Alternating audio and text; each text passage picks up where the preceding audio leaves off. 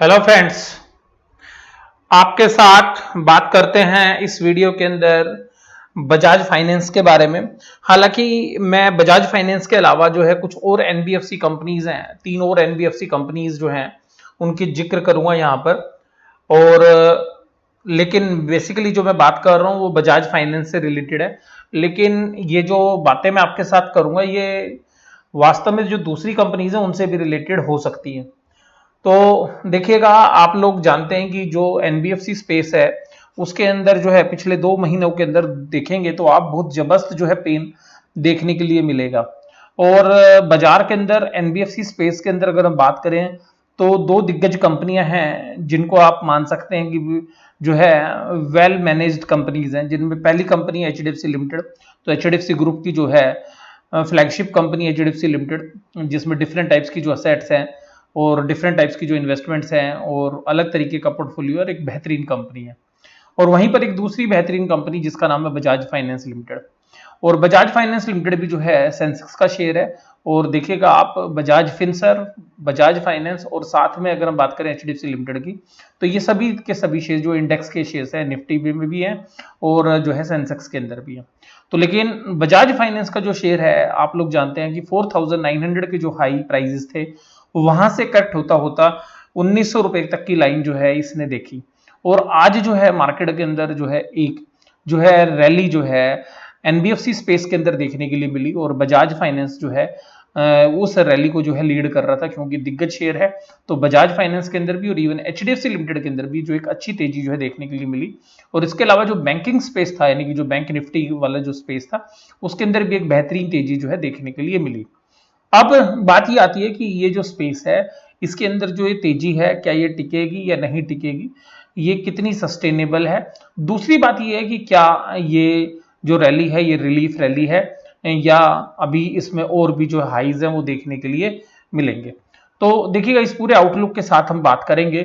लेकिन उस आउटलुक पे बात करने से पहले जो है हम आज की जो है चार्ट्स देखते हैं कुछ एनबीएफसी कंपनीज के। उसके बाद में उन रीजंस को, जो इसमें रैली के रीजंस हैं, उनको आपके साथ डिस्कस करूंगा।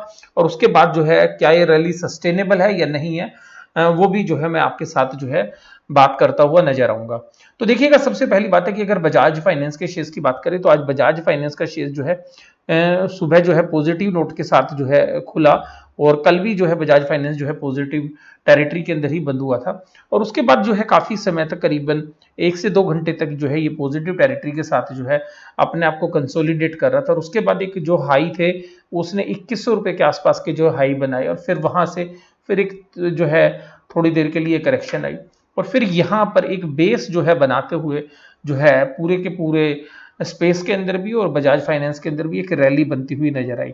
और ये जो रैली है ये यहाँ पर आप देखिएगा तो ये करीबन जो है 1:30 बजे के आसपास का टाइम था, जहां पर कि एक का एक बहुत बड़े वॉल्यूम के साथ जो है बाइंग जो है बनती हुई नजर आई। और यहाँ पर जितने भी जो शॉर्ट्स थे, वो शॉर्ट्स जो इंट्राडे के शॉर्ट्स थे वो भी कटते नजर आए। और कुछ जो स्टॉप लॉस के साथ जो बाय करते हैं वो स्टॉप लॉस भी कटते हुए नजर आए। और फ्यूचर्स के अंदर भी जो है एक वॉल्यूम के साथ यहाँ पर बाय हो रही थी बजाज फाइनेंस के अंदर।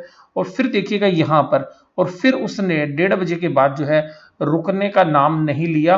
और यहाँ पर देखिएगा करीबन करीबन जो ये प्राइजेस हैं, अगर आप ये देखेंगे तो ये 2150 रुपए के प्राइजेस थे यहाँ पर। और उसके बाद जो है ये पूरी की पूरी जो रैली है, 2200 रुपए के जो शेयर प्राइस है वो एक ही झटके के अंदर उसने यहाँ पे टच किए थे। उसके बाद हालांकि कंसोलिडेट होते हुए लास्ट के आधे घंटे के अंदर जो है शेयर कंसोलिडेट होते हुए 2228 के जो प्राइजेस है उनके आसपास जो है ये बंद हुआ। तो सिंपल सी बात, यहाँ पर अगर बीएससी के अंदर बात करें तो 1 रुपए का फर्क था बीएससी में। लेकिन अगर चार्ट पैटर्न देखेंगे तो दोनों जगह आपको सिमिलर चार्ट पैटर्न नजर आएंगे। तो हम बात कर रहे थे बजाज फाइनेंस की, और बजाज फाइनेंस की जो मैं बात करूं आपके साथ और खाली बजाज फाइनेंस की करूं तो ठीक नहीं होगा। मैं कुछ एनबीएफसी स्पेस के अंदर कुछ और कंपनीज भी हैं जिनका जिक्र आपके साथ कर रहा हूं और उनके भी चार्ट पैटर्न आप देखिएगा। तो देखिएगा जिन कंपनीज की मैं बात कर रहा हूं उसमें एक और कंपनी है एलआईसी हाउसिंग फाइनेंस।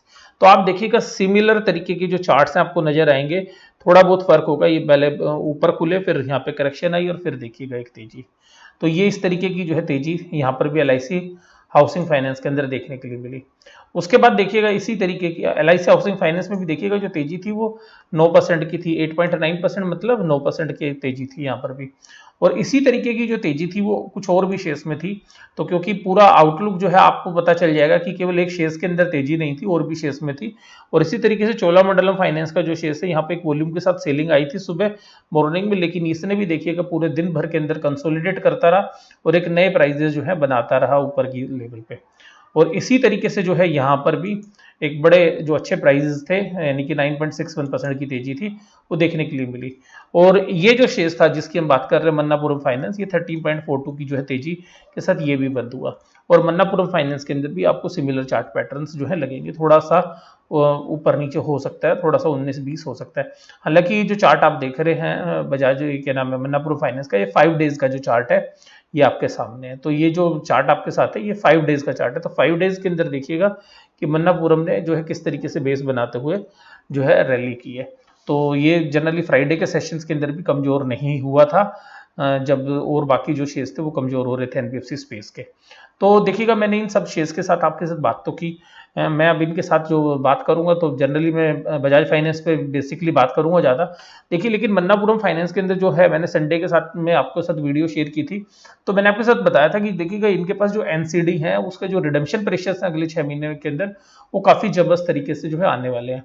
लेकिन मैंने आपके साथ एक और बात भी की थी, मैंने कहा था कि जो गोल्ड फाइनेंस की जो कंपनीज है उनके साथ जो है प्रॉब्लम्स नहीं है, क्योंकि गोल्ड फाइनेंस की कंपनीज के पास एक जो है एडिड एडवांटेज है कि गोल्ड के प्राइसेस ऊपर की तरफ जा रहे हैं, और इनके पास सिक्योरिटी के रूप में जो है गोल्ड जो है इनके पास सिक्योरिटी के पास लोन के रूप में है। तो जो इन्होंने लोन दिया हुआ है उसकी सिक्योरिटी इनके पास जो है गोल्ड के अंदर है, और गोल्ड के प्राइस ऊपर की तरफ चल रहे हैं। तो अगर इनके डिफॉल्ट होते हैं इनके कस्टमर्स के, तो ये उस गोल्ड को बेचकर जो है अपना पैसा वसूल कर लेते हैं। हालांकि कुछ टाइम पीरियड तो लगता है, उसमें थोड़ी डिले प्रोसेस तो होती है, लेकिन ग्रोथ करने के लिए जो कैपिटल चाहिए उसके जो है कंसर्न्स थे, जिसकी वजह से इस शेयर के प्राइस में भी जो करेक्शन हुई। लेकिन अगर आप इसको 52 वीक लो से देखेंगे तो 52 वीक लो से जो है ये करीबन 70% के जो आसपास की तेजी जो है दर्ज कर चुका है। तो एनबीएफसी स्पेस के अंदर अगर आप देखेंगे तो गोल्ड फाइनेंस के जो शेयर्स हैं उनमें रिस्क जो है थोड़ा सा कम नजर आ रहा है। तो अगर कभी भी आप आगे फ्यूचर में जब इन्वेस्टमेंट करें तो उस तरह समय पे भी आप जो मैं यहाँ पे आपको बता रहा हूँ तो उससे कुछ आइडिया आपको भविष्य के लिए जो भी इन्वेस्टमेंट करें या जो ट्रेड करें तो आपको कुछ डिसीजंस लेने में हेल्प हो सकती है। तो ये जो मैं आपके साथ बात कर रहा हूँ ये एजुकेशनल पर्पज से आपके साथ बात कर रहा हूँ। तो सिंपल सी बात ये है, अगर आप इसी तरीके से देखेंगे तो चोलामंडलम इन्वेस्टमेंट के अंदर तो इनके पास जो है ऑटो लोन्स भी हैं, फार्मर्स को भी लोन देते हैं। तो ये जो है जो इनके अंदर अनसिक्योर्ड लोन्स का जो पोर्शन है वो काफी ज्यादा है। तो अल्टीमेटली जो है ऑटो फाइनेंस के अंदर इनका काफी अच्छी प्रेजेंस है चोलामंडलम इन्वेस्टमेंट की।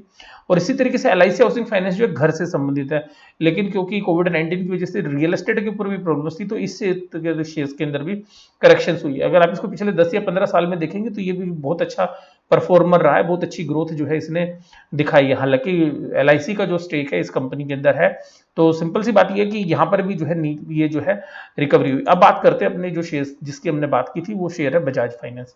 तो बजाज फाइनेंस के ऊपर अगर हम बात करें तो देखिएगा बजाज फाइनेंस का जो शेयर है या बाकी इन सब के अंदर भी हम जो बात कर रहे थे, तो बजाज फाइनेंस के अंदर एक अनसिक्योर्ड लोन का काफी बड़ा पोर्शन है जो जनरली मार्केट को कॉज ऑफ कंसर्न लग रहा था। अब आज ये रैली का जो कारण रहे उसमें सबसे पहला कारण क्या था? पहला कारण ये था कि इनके अंदर ना बहुत जबरदस्त शॉर्ट्स बने हुए थे, क्योंकि ये जो शेयर्स थे जिनकी भी मैं शेयर्स की बात कर रहा हूं, तो जो शॉर्ट्स थे वो जिन लोगों ने शेयर्स बेच रखे थे जिनके पास शेयर्स है भी नहीं, तो वहां पर जो है शॉर्ट कवरिंग जो है देखने के लिए मिली।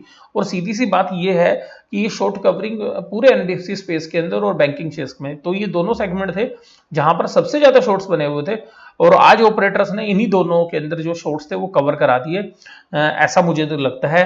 और क्योंकि मार्जिन्स भी बहुत हैं और जिन लोगों के शॉर्ट्स होते हैं उनके मार्जिन्स भी बढ़ जाते हैं जब ऊपर की तरफ जाते हैं, और उनके लॉस भी बढ़ते हैं। तो काफी जो है लास्ट के आधे पौने घंटे के अंदर हमें लगता है कि काफी जो है शॉर्ट्स जो हैं कवर हुए थे, बैंक्स के अंदर भी, एनबीएफसी के अंदर भी, और जो है बैंक निफ्टी के अंदर भी। तो ये जो सेगमेंट था इसमें क्योंकि कहीं पर भी रिलीफ नहीं था, तो जिन लोगों ने इस सेक्टर के अंदर शॉर्ट्स मान रखे थे वो सारे शॉर्ट्स जो है तेजी के साथ जो है मूव कर रहे थे। दूसरी बात जो थी कि ये वन साइडेड जो है गिरावट थी। अगर हम बात करें तो ये जो गिरावट थी इसमें एक भी रिलीफ रैली नहीं आई थी एनबीएफसी स्पेस के लिए, छोटी मोटी रिलीफ रैली की बात नहीं कर रहा हूं। तो देखिएगा जहां पर कि अगर गोल्ड फाइनेंस की कंपनीज को छोड़ दें तो जो बाकी एनबीएफसी स्पेस है वो एक तरफा गिर रहा था। तो वन साइड जो है आप देखिएगा कि गिरते गिरते आ रहे थे और कोई भी रिलीफ नहीं मिल रहा था। तो यहां पर जो है मार्केट जो है, क्योंकि टेक्निकली जो है एक रिलीफ रैली जो है हमेशा जो देती है कि शेयर कितना भी खराब बेशक से क्यों ना हो, उसमें भी रिलीफ रैली आती है। और ये जो शेयर्स है, ये अपने समय का जो बजाज फाइनेंस है, ये तो दिग्गज शेयर्स है और आज भी जो है दिग्गज एक एनबीएफसी की कैटेगरी माना जाता है। हालांकि मार्केट के अंदर जो आज सिनेरियो इसके लिए बन रहा है वो अलग बात है कि एक नेगेटिव जो है वो बन रहा है, और जो जिसकी वजह से इनके शेयर प्राइस में भी करेक्शन हो रही है। और तीसरी और जो सबसे मजेदार जो मैं बात आपके साथ करूंगा वो ध्यान से समझिएगा। तीसरी और सबसे मजेदार बात यह है कि देखिएगा, आप लोग जानते हैं कि फ्रैंकलिन टेम्पल्टन का जो केस हुआ था, उसके बाद जो है कल जो है आरबीआई ने एक स्पेशल विंडो म्यूचुअल फंड्स के लिए खोल दी थी, म्यूचुअल फंड्स के लिए। और म्यूचुअल फंड्स के लिए जो स्पेशल विंडो खोली, तो वहां पर एक चीज समझ में आई कि देखिएगा, पहले इन्होंने जो सेकंड एलटीआरओ जो था, जो है टारगेटेड एलटीआरओ, तो लॉन्ग टर्म रेपो ऑपरेशन जो आरबीआई ने की थी, चाहे वो छोटी और मंझोली जो कंपनियां थी, यानी कि जो माइक्रो कंपनीज थी या स्मॉल कंपनीज थी, उनके रिलीफ के लिए जो थी। हालांकि उसका पूरा बेनिफिट नहीं मिला, आरबीआई जो चाह रहा था तो वो बैंकों के द्वारा पास ऑन नहीं हुआ। लेकिन जो आरबीआई ने जो म्यूचुअल फंड्स के लिए एक स्पेशल विंडो खोली, इस स्पेशल विंडो से एक चीज और इंडिकेट हुई कि जो गवर्नमेंट है, क्योंकि शशिकांता दास जी जो पहले गवर्नमेंट में काम करते थे, तो क्योंकि फाइनेंस डिपार्टमेंट में गवर्नमेंट ऑफ इंडिया के अंदर जो है ये पहले जो है फाइनेंस सेक्रेटरी के पद से जो है काम कर चुके, तो इनको गवर्नमेंट की भी बात पता है और साथ में क्या भी पता है कि किस तरीके से गवर्नमेंट काम करती है। और ये अब आरबीआई के गवर्नर है, तो ये प्रोएक्टिवली काम कर रहे हैं हर जगह पे, जहां पे भी प्रॉब्लम्स आती हैं वहां पर ये प्रोएक्टिवली काम करने की कोशिश जो कर रहे हैं। तो ये जो म्यूचुअल फंड्स के लिए जो स्पेशल विंडो खोली, इससे एक इंडिकेशन मिला मार्केट को। और वो इंडिकेशन क्या था कि अगर कल को एनबीएफसीज में कोई प्रॉब्लम्स आएगी, अगर रिडेम्पशन की कोई प्रॉब्लम्स आएंगी, जिस तरीके के इनके पास लोन्स है, जो नॉन कन्वर्टेबल डिवेंचर्स है इनके पास, अगर वहां पे कोई प्रॉब्लम्स आएंगी, तो आरबीआई इनके लिए भी कोई ना कोई स्पेशल विंडो खोलकर इनको जो है बचा देगा। तो ऐसी मार्केट के अंदर एक एंटिसिपेशन जो थी वो इन्वेस्टर्स के दिमाग में आई कि देखिएगा, रिस्क तो है इस तरीके बिजनेस में, लेकिन इतना रिस्क नहीं, इस रिस्क को जो है मैनेज कर लेंगे और हमारे को शायद आरबीआई भी जो है हेल्प करेगा। तो ये जो माइंड सेट जो चेंज हुआ है यहां पर, इसने भी जो है अपना काम किया बेहतरीन तरीके से। उसके बाद जो इस रीजंस की वजह से, तो जो ये आरबीआई ने स्पेशल म्यूचुअल फंड्स की विंडो खोली, ये ऐसा जो है, मैं फिर आपको बता रहा हूं कि जो एनबीएफसी स्पेस के अंदर जो इन्वेस्टर्स थे, उनको भी ऐसा लगा कि हमारे को घबराने की जरूरत नहीं है। तो अगर इन कंपनीज को कोई प्रॉब्लम्स फेस करनी पड़ेगी, तो यहां पर भी जो है हमारे को जो है फायदा हो सकता है।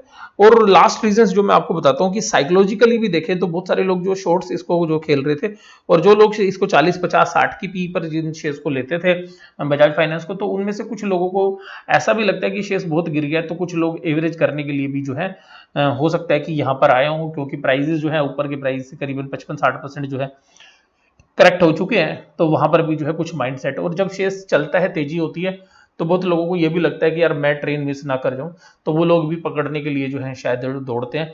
तो वो तो बाद में एक कैचअप रैली जो है लास्ट के सेशन में आ जाती है।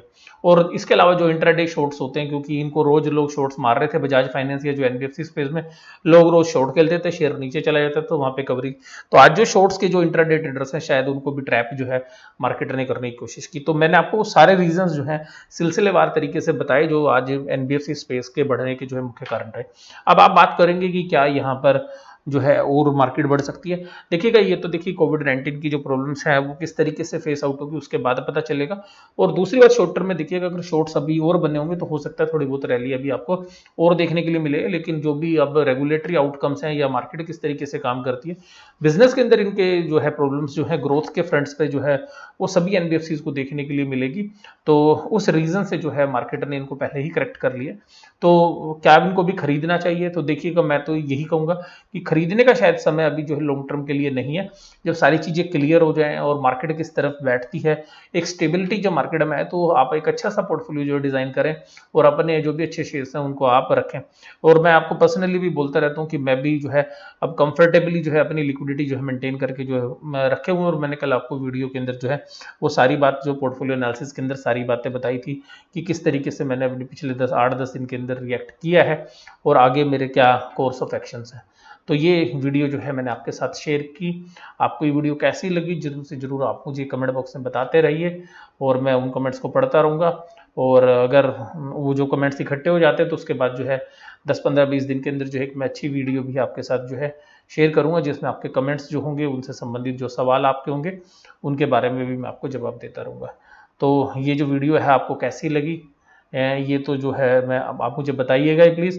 और अगर चैनल अभी तक सब्सक्राइब नहीं किया तो चैनल को सब्सक्राइब करिएगा विद बेल आइकन। और अगर आपको लगता है कि कुछ और लोग भी इन कंपनीज में जो है इन्वेस्टेड हैं या ये जो इन्फॉर्मेशन है ये लोगों के काम आ सकती है तो प्लीज़ उनको आप शेयर भी करिएगा। वीडियो देखने के लिए धन्यवाद। Thank you very much.